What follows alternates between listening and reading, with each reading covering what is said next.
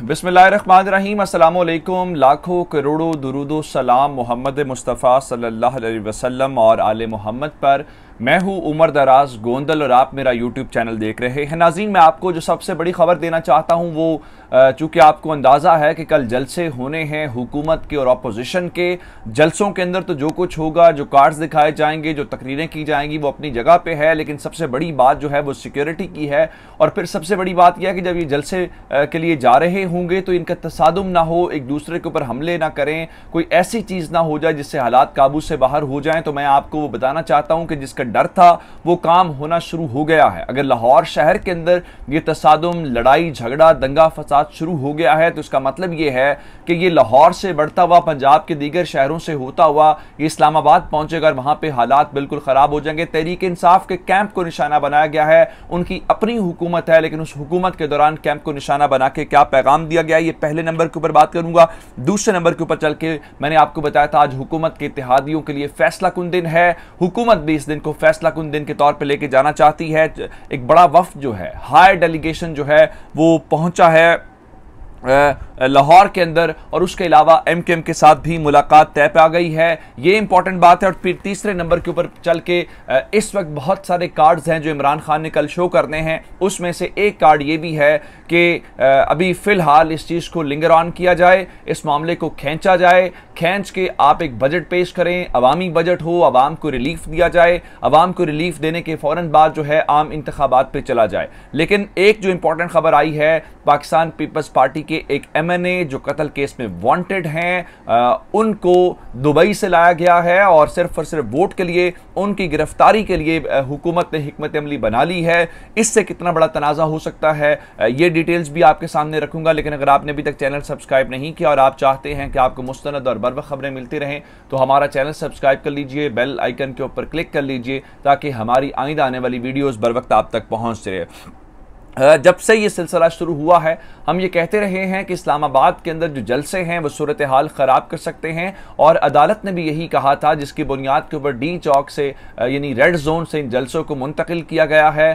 वो जिस तरफ जलसे अपोजिशन कर रही है या हुकूमत कर रही है, पर्पस ये था कि वहाँ पर कोई ऐसी चीज़ ना हो जहाँ पर हालात बहुत ख़राब हो जाएँ। लेकिन अभी जलसे शुरू नहीं हुए, यानी लाहौर से मरियम साहिबा और हमजा शहबाज शरीफ साहब जो हैं वो अपना काफिला लेकर निकलने वाले हैं। उनकी गाड़ियाँ बम प्रूफ हैं, स्पेशल गाड़ियां बनवाई गई हैं। दूसरी जानिब लाहौर से तहरीक इंसाफ के जो काफिले हैं जिनको वज़रा लीड कर रहे हैं, एमएनएस लीड कर रहे हैं, या तहरीक इंसाफ के कारकुनान खुद से जा रहे हैं, वो लाहौर से रवाना हो रहे हैं या कहीं पर रवाना हो चुके हैं। इस्लामाबाद के अंदर जो हमारे दोस्त हैं या जो सफ़र कर रहे हैं वो बता रहे हैं जी बहुत बड़ी तादाद काफिलों की इस्लामाबाद की जानिब जा रही है। हुकूमत के पास ज़ाहिर बात है बहुत ज़्यादा वसाइल होते हैं और उनके लिए ये ज़िंदगी मौत का मसला है। अगर बहुत बड़ी अवामी ताकत उन्होंने इकट्ठी ना की तो पैगाम बहुत गलत जाएगा। लेकिन गड़बड़ ये नहीं है, गड़बड़ ये है कि इन जलसों, जुलूसों, रैलियों की आड़ के अंदर जो एक और काम शुरू हो गया है वो बहुत खतरनाक है। अगर एक ग्रुप दूसरे के ऊपर हमला करेगा तो ये सीधी बात है कि चूंकि पॉलिटिकल पारा इस वक्त बहुत ज्यादा हाई है तो दूसरा ग्रुप भी हमला करेगा।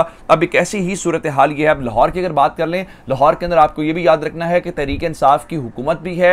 तहरीक इंसाफ पंजाब के अंदर और लाहौर के अंदर एक पॉपुलर जमात है, इसमें कोई शक नहीं है। लेकिन अगर आप ये कहें कि नून लीग उनसे कम पॉपुलर है तो ये भी गलत है। नून लीग भी बड़ी पॉलिटिकल पार्टी है, बहुत पॉपुलर है, और उसके अलावा उनकी पुराना तजर्बा है, पुरानी जड़ें हैं, पुराने कारकुन हैं, वो भी मुतहरिक हैं। तो इसलिए ये दोनों तरफ बराबर की चीजें हैं। लेकिन वो काम आहिस्ता आहिस्ता शुरू हो गया है जो इन दोनों को एक तसादुम की तरफ लेके जाएगा। और तहरीक इंसाफ का लाहौर के इलाके में कैंप था, उस कैंप से जारी बात है ये तैयारियां हो रही थी या कारकुनान को गाइड किया जा रहा था इस्लामाबाद जलसे के लिए। मैं आपको बताऊं कि उस कैंप को आग लगा दी गई है। पुलिस ने इस बात की तस्दीक कर दी है कि बिल्कुल ऐसा ही है। तहरीक इंसाफ का जो कैंप है वो बिल्कुल जल गया है, उसके अंदर कुर्सियां, सामान जो भी था वो सारे का सारा वो भी जलकर खाकिस्तर हो गया है। और इसके अलावा अभी तक कोई बात ये समझ नहीं आई कि आया कोई फर्ज जख्मी हुआ है या किसी को टारगेट किया गया है। लेकिन पुलिस के मुताबिक नामालूम अफराद ने तहरीक इंसाफ के कैंप को आग लगाई है। ये नामालूम अफराद हम कराची के अंदर तो सुनते थे, लेकिन लाहौर के अंदर पहली बार नामालूम अफराद, और वो नामालूम अफराद जो हैं वो गवर्नमेंट के कैंप को सिर्फ निशाना बनाने के लिए आए हैं, उस उसको आग लगाने के लिए आए हैं। ये सूरत हाल बहुत ख़राब है, लेकिन हुकूमत जो है वो आज बहुत मुतहरिक है। मैंने आपको पिछली वीडियो के अंदर बताया था कि आज का दिन फैसला कुन दिन है। वो फैसला कुन दिन इत्तेहादियों के लिए है। चौधरी परवेज़ इलाही साहब ने आज बात ज़रूर की है। चौधरी परवेज़ इलाही साहब ने एक तो मज़हब को लेकर कहा कि जो मज़हब को मैदान में लेके आए हैं उनका कोई मुस्तकबिल नहीं है, फिर खुद कहा कि जी हमारा मुस्तकबिल मज़हब से जुड़ा हुआ है, यानी आप मज़हब की बात करें तो आपका मुस्तकबिल है, कोई और मज़हब की बात करे तो उसका कार्ड है। ये समझ से बालातर है। लेकिन आज मैंने आपको बताया था कि बनी गाला के अंदर एक बड़ी अहम मीटिंग है जहां पे स्पीकर साहब को बुलाया गया। 2 बजे ये मीटिंग हुई जिसके अंदर दीगर तमाम लोग शरीक हुए। उसके बाद जो है इस वक्त मैं आपको खबर देना चाहता हूं कि जो वफाकी वज़रा हैं वो अहम दौरे के ऊपर लाहौर पहुंच चुके हैं, जिसमें परवेज़ खटक साहब डिफेंस मिनिस्टर। जब परवेज़ खटक हूँ, असद उमर हूँ, शाह महमूद कुरैशी हूँ, तो इसका मतलब होता है कि ये बहुत संजीदा लेवल के ऊपर कोशिश की जा रही है और ये सियासी खिलाड़ी हैं जो बड़े अच्छे तरीके से चीज़ों को आगे लेके चलते हैं। लाहौर में जी कुरैशी साहब, खटक साहब जो हैं वो जो काफली के घर पहुँच गए हैं इमरान खान का ख़ास पैगाम लेके। एक जानिब ये सूरत हाल है क्योंकि आज उन्होंने फैसला करना है कि आप किस तरफ जाएंगे। दूसरी जानिब MQM से भी मुलाकात हुकूमत की तय हो गई है और MQM वाली जो मुलाकात है वो भी इंपॉर्टेंट है क्योंकि मुलाकातें तो पहले भी हुई हैं, फरूक नसीम साहब भी शामिल हुए, लेकिन वो फैसला कर नहीं पा रहे कि जाना किस तरफ है। लेकिन अब सारी नजरें ये है कि होना क्या है। मैं आपको एक और बात बताऊं कि पाकिस्तान के निज़ाम इंसाफ के ऊपर बहुत सारी बातें होती हैं, बहुत सारे सवालात उठते हैं, वो सवालात उठने भी चाहिए। नाज़िम जोखियो कत्ल केस, आपको वो शिकार वाला याद होगा, तो उसके अंदर जाम अब्दुल करीम MNA साहब जो हैं वो वांटेड थे। अब जाम अब्दुल करीम साहब अदालती निज़ाम से बचने के लिए, पाकिस्तान के अंदर ट्रायल से बचने के लिए क्या किया कि वो चले गए जनाब मुल्क से बाहर। वो दुबई में रिहाइश पजीर थे, वहाँ पे रहे, अदालत बुलाती रही, आप नहीं आए। लेकिन चूंकि इमरान खान के खिलाफ तहरीक अदम एतमाद है, आपका वोट बहुत ज़रूरी है, किसी को इंसाफ मिलता है नहीं मिलता है। अब वही जाम अब्दुल करीम साहब जो हैं सिंध हाई कोर्ट से उन्होंने जो हिफाजती ज़मानत है उसको हासिल किया। 10 दिन के लिए अदालत ने कहा है इनको गिरफ्तार न किया जाए। तो ये साहब जो हैं तशरीफ़ ला रहे हैं बाहर से पाकिस्तान ताकि वो इमरान खान के ख़िलाफ़ जो है वो वोट कर सकें। लेकिन बुरी खबर ये है कि गवर्नर सिंध इमरान इस्माइल साहब ने FIA को ख़त लिख दिया है और कहा है कि इसको गिरफ्तार किया जाए। दूसरी जानिब शेख रशीद साहब ने भी आज प्रेस कॉन्फ्रेंस की है और शेख रशीद साहब ने कहा है कि जाम अब्दुल करीम को हर सूरत गिरफ्तार किया जाएगा।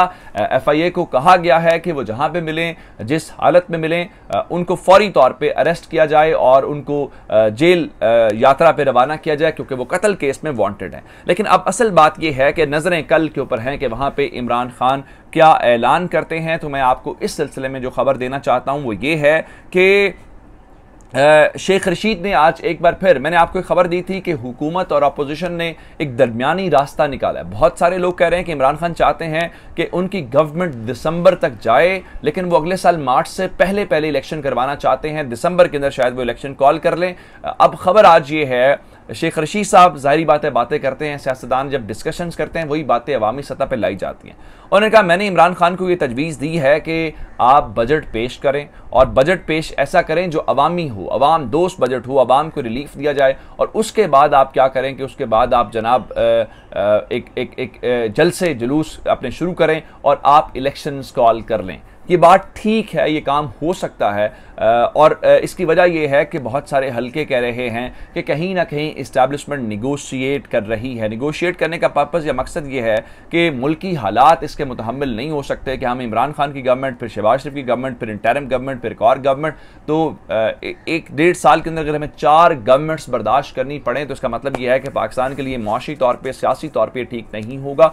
लेकिन ये तजावीज़ हैं। असल बात कल है कि कल उस स्टेज पर खड़े होकर इमरान खान क्या ऐलान करते हैं, क्या वो वाकईतन सरप्राइज होगा या बिल्कुल कोई और बात होगी। इस हवाले से हमें कल के लिए थोड़ा सा इंतजार करना पड़ेगा। मजीद डिटेल्स लेके हाजिर होंगे। चैनल सब्सक्राइब कीजिएगा। आपकी इस बातों का बहुत शुक्रिया। खुदा हाफिज़।